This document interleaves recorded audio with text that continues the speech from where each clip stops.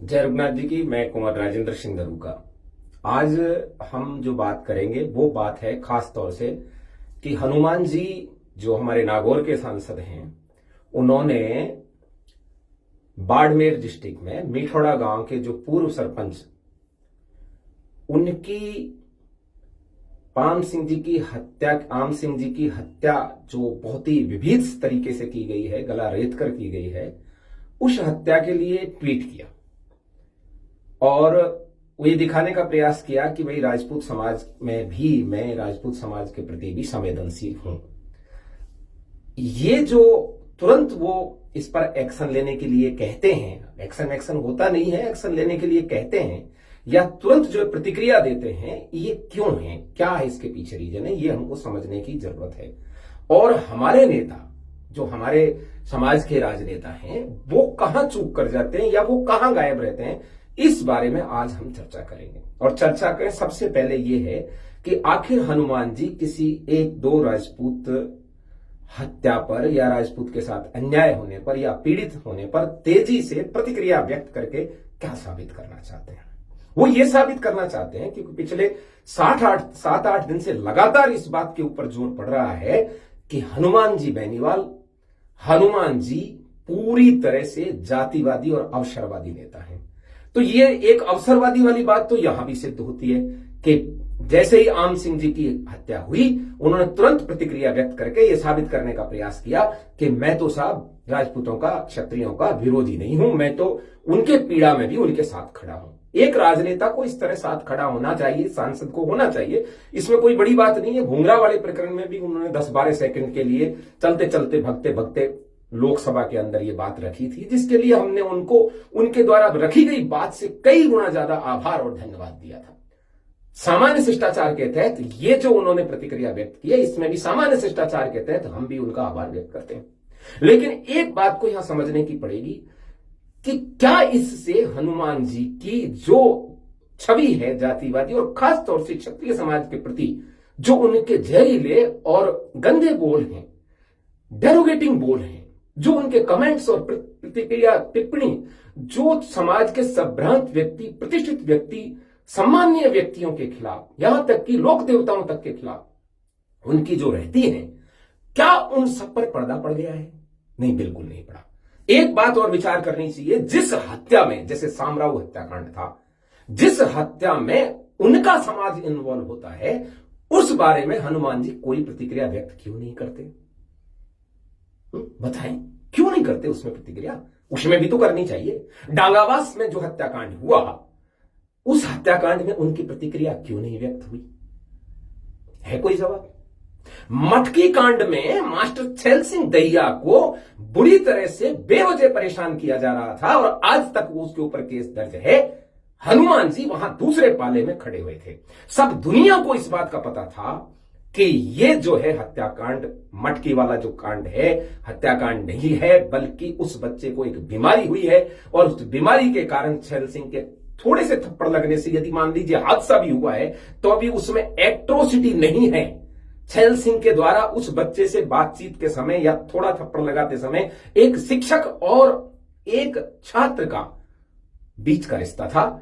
एक सामंत और एक दलित कहां से आ गया? छैल सिंह दहिया तो खुद एक भौमिया राजपूत है, जो बहुत पहले से ही करीब 100 वर्ष से बेचारे खेती कर रहे हैं। उसकी दयनीय स्थिति, उस जो बच्चा, उसमें जो मेघवाल बच्चा की जो मौत हो चुकी थी, उसके परिवार से कई गुना ज्यादा नीचे की स्थिति थी। फिर हनुमान जी वहां कैसे पहुंच गए? क्या उनके इस कुकर्म पर इन तरह की प्रतिक्रियाओं से पर्दा गिरा है? मैं आज आपको एक बात बता देता हूं, वो दबाव में है हनुमान जी, और दबाव यह है कि वो मुख्यमंत्री सीएम की माला जप रहे हैं और उनको यह लगता है कि ये जो मेघराज जी के विरुद्ध उन्होंने टिप्पणी की, इससे क्षत्रिय युवा इतना जबरदस्त आक्रोशित हुआ और उन युवाओं के साथ समाज के बुद्धिजीवी वर्ग, समाज का बुजुर्ग हमारे साथ चला और जिस प्रकार से जोधपुर में, अजमेर में, पाली में, जयपुर में और पूरे राजस्थान में हनुमान जी के विरुद्ध आक्रोश व्यक्त हुआ, पुतले फूके गए, वो घबरा गए। और उस घबराहट में उन्होंने एक बयान दिया कि मेघराज सिंह जी रॉयल यदि राजपूत समाज को बजरी फ्री कर देते हैं तो वो अपना आंदोलन बंद कर देंगे, जो बिल्कुल बेतुका बयान है। मेघराज सिंह जी रॉयल के खेत में थोड़ी बजरी निकल रही है, वो बजरी तो राजस्थान सरकार द्वारा ठेका दिया गया और रॉयल्टी लेकर वो देंगे। उसमें उनके ऊपर जातिवादी बनाने का एक नया तरीका ढूंढा है क्या कि मेघराज सिंह जी ये कहते हैं कि राजपूतों को फ्री है और दूसरे लोगों को फ्री नहीं है? नहीं, राजपूत तो वैसे भी फ्री नहीं लेता भाई जी, क्षत्रिय कभी फ्री नहीं लेते किसी भी चीज को। हां, रही बात सस्ती कम दर ये वो, तो मैं यहां बताना नहीं चाहता। मेघराज सिंह जी पहले से ही गरीब व्यक्तियों को, बीपीएल धारकों को, स्कूल बनाने वालों को, मंदिर बनाने वालों को, गुरुद्वारा बनाने वालों को, किसी शिक्षण संस्था को बनाने वालों को, गौशाला बनाने वालों को रॉयल्टी लेते ही नहीं है। जो बनाते हैं उनसे पूछ लेना, बल्कि कई ठेकेदार बीपीएल के नाम पे ले जाते हैं और उसको बाजार में बेचते हैं। रही बात क्षमा करें, ये बजरी की महंगी की और सस्ती की। बजरी महंगी सस्ती इसलिए हुई है कि जो अवैध खनन किया करते थे बजरी माफिया, जो इनकी पार्टी के सदस्य हैं, इनके झंडा बरदार हैं, इनके झंडा उठाते हैं, उनकी वो बंद हो गई है, क्योंकि अब लीगली होने लगा है। लीगल में रॉयल्टी देनी पड़ती है, वो बिना रॉयल्टी के देते थे, तो हो सकता है वो औने पौने दामों में कहीं बेचते होंगे, हो सकता है ये, इसलिए हो सकता है बजरी महंगी हो गई हो, पर रेट सरकार द्वारा निर्धारित है। अब रोज लोग कहते हैं कि साहब सरकार ने 50 रुपए तय कर रखी है, उसने ये कर रखी है, तो कोर्ट खुला है ना, उस कोर्ट में चले जाएं और 50 रुपए में की बजरी को यदि 500 में 700 में मेघराज सिंह जी रॉयल की कंपनी बेच रही है तो सजा दिलवाए। राजेंद्र सिंह नरूका तुम्हारे साथ खड़ा होगा, बिल्कुल खड़ा होगा आपके साथ में, यदि आप इस तरह से केस लाते हैं तो। लेकिन आप किसी की छवि को बदनाम करना चाहते हैं, किसी के प्रतिष्ठा को बर्बाद करना चाहते हैं, तो नहीं होने दिया जाएगा, तब नहीं होने दिया जाएगा। राजनेता को लेने होंगे वोट, वो ना बोले, लेकिन मैं जरूर बोलूंगा। मुझे न चुनाव लड़ना, न कोई आप वोट की दरकार है। राम राम श्याम श्याम है। जहां अच्छा काम जो करेगा उसकी बढ़ाई करेंगे, जो बुरा काम करेगा उसी टाइम काट करेंगे। मेघराज सिंह जी रॉयल को निशाना क्यों बनाया है, आपने कभी सोचा है? वो इसलिए बनाया है कि क्षत्रिय युवाओं में से आईएएस, आईपीएस, आरएएस की तैयारी करने वालों के लिए वो मदद करते हैं अपने एक फाउंडेशन के जरिए, अपनी संस्था के जरिए, ताकि वो लोग नौकरशाह ब्यूरोक्रेसी में आए और समाज का भला करें। साथ ही साथ जो राजपूत युवा राजनीति में भाग आजमाना चाहते हैं उनको भी वो मदद करते हैं। मैं कहता हूं, खुलेआम कहता हूं, पिछली बार जो मैंने मिशन 59 के तहत रिजर्व सीटों पर चुनाव लड़ा था, पंडित पारासर नारायण शर्मा जी के साथ में, मेघराज सिंह जी ने मदद दी थी, जितनी देनी चाहिए थी, जितने हम योग्य थे या जितने हमारे उम्मीदवारों में दम थी, और सबको देते हैं और सदा देते हैं। कोई बड़ी बात नहीं है इसके अंदर, अब भी देंगे, आगे भी देंगे। लेकिन उनको निशाना इसलिए बनाया जा रहा है कि ये मेघराज सिंह रॉयल अपने समाज के युवाओं को राजनीति में कैरियर बनाने के लिए भी तैयार है। ये मेघराज सिंह रॉयल अपने समाज के युवाओं को मदद देकर ब्यूरोक्रेसी में के लिए भी तैयार कर रहा है, सामाजिक संस्थाओं को भी संभालते हैं। इसलिए इनको निशाना बना दो, कुंद होकर घर बैठ जाएंगे। लेकिन मेघराज सिंह जी रॉयल केवल बजरी के नाम से नहीं जाने जाते हैं। ये केवल बजरी तक सीमित नहीं है, उनके तो 7-8 बड़ी बड़ी होटल भी, उनके तो वाइन्स के भी कॉन्ट्रैक्ट हैं, वो तो बिल्डर भी हैं, वो तो 2.5 लाख तो पर्यावरण के लिए पेड़ लगा चुके हैं।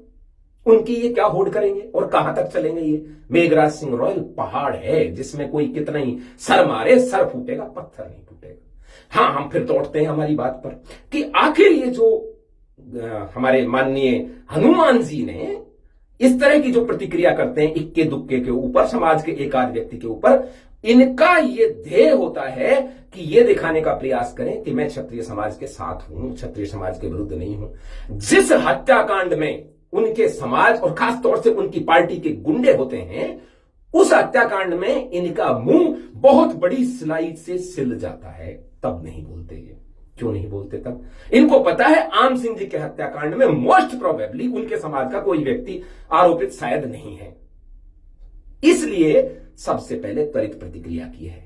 मैं जानता हूं, हमें भी पता है कि इसका असली मकसद क्या है। इस तुरंत प्रतिक्रिया से कुछ लोगों को लगेगा कि हनुमान जी का तो हृदय परिवर्तन हो गया। इनका हृदय परिवर्तित नहीं होगा। ये जहर को अपने अंदर दबा के बैठे रहते हैं और जैसे ही मौका लगा फुंकार मार दी, जैसे ही मौका लगा फुंकार मार दी। वो क्या कह रहे थे कि सोशल मीडिया पे कुछ बच्चे नहीं, हनुमान जी इस समाज के युवा, इस समाज का बुजुर्ग, इस समाज का बुद्धिजीवी, इस समाज का शिक्षित वर्ग अब लामबंद है, आपके इस जहर को सहन करने के लिए तैयार नहीं है। और अभी आप देखते जाइए कि जो भी पार्टी, जिसने भी आपसे समझौता करने का प्रयास किया, केवल आप तक सीमित नहीं रहेंगे हम, बल्कि उस पार्टी को भी सबक सिखाएंगे। जो लोग ये सोच रहे हो कि इनके साथ समझौता करके हम हमारी पार पटक लेंगे, वो पहले ये सोच लेना, हानि लाभ के तराजू पर यह देख लेना, इनसे जो फायदा होगा उसके अलावा नुकसान कितना होने वाला है। जोधपुर की जो भीड़ है उसके अंदर केवल क्षत्रिय समाज नहीं है, और यदि इतना क्षत्रिय समाज है तब तो मैं बहुत प्रसन्न हूं। उसके अंदर सभी समाजों के लोग थे और समाज के मौजूद लोग थे। इसी तरीके से ये अपना पाली में, अजमेर में, जालौर के उस मटकी कांड में सबसे पहले जो हनुमान जी ने जहर बोया था, वो फसल तो हनुमान जी को काटनी पड़ेगी। डांगावास वाले केस में जो उनकी चुप्पी थी, वो फसल भी उनको काटनी पड़ेगी। वो जो शामराव वाला जो दर्द है वो कभी भूल नहीं सकते। कौन भूल सकता है आनंद पाल जी का जो फेक इनकाउंटर हुआ, जब डीजे किसने बजवाया? कौन भूल सकता है कि जो प्रचंड हो रहा था इस बात से? कौन भूल जाएगा इन चीजों को? हनुमान जी, आपका हृदय परिवर्तन नहीं हो सकता। आपका नाम हनुमान है, लेकिन आपके जो कर्तव्य है वो कालनेमी से कम नहीं है। आप जोर जोर से राम राम चिल्लाते हैं ताकि लोगों को लगे कि आप हनुमान हैं, पर वास्तव में आप असली हनुमान जी को, असली हनुमान को, बजरंगबली को रोक कर चाहते हैं कि इस समाज का, इस रामदल का लक्ष्मण को किसी भी तरीके से सजीवन बूटी नहीं मिले, क्योंकि वो सजीवन बूटी मेघराज सिंह जी दे रहे हैं। वो सजीवन बूटी रुक जाए ताकि ये लक्ष्मण सुबह का सूर्य ना देख पाए, तो जब लक्ष्मण चला जाएगा तो राम तो वैसे ही युद्ध बंद कर देंगे। इसलिए आपसे फिर मैं आग्रह करता हूं, आप अपने जहर को समेटो, अपने पिछले पापों पर मनन करो और विचार करो कि आपने किसी समाज के प्रति कितनी गहरी चोटें दी हैं। वो एक आध जगह आपकी त्वरित प्रतिक्रिया करने से दब नहीं जाएंगी। इसलिए आप पुनः इन पर विचार करें और विचार करें कि आप क्या करने जा रहे हैं, किस समाज के खिलाफ। आपने ईडब्ल्यूएस की लड़ाई आपने लड़ी क्या? जो आप कह रहे थे कि ईडब्ल्यूएस की लड़ाई हमने लड़ी, हमारे समाज ने लड़ी, हमारे युवाओं ने लड़ी और ली, और ईडब्ल्यूएस की विसंगतियां भी हमने छुड़वाई। तुम तो मजाक बना रहे थे जब सीकर में हमारे भूपेंद्र सिंह भाई वगैरह बैठे हुए थे। आप तो उस समय हमारे राजेंद्र जी हुड्डा का भी मजाक उड़ा रहे थे। तो बस बात इतनी है कि आप समझ जाएं, हमें आपसे कोई आपत्ति नहीं है, लेकिन हमारे समाज के बारे में किसी भी प्रकार की यदि गलत टिप्पणी आपने की, यह आपके राजनीतिक कैरियर के लिए ठीक नहीं होगा। धन्यवाद।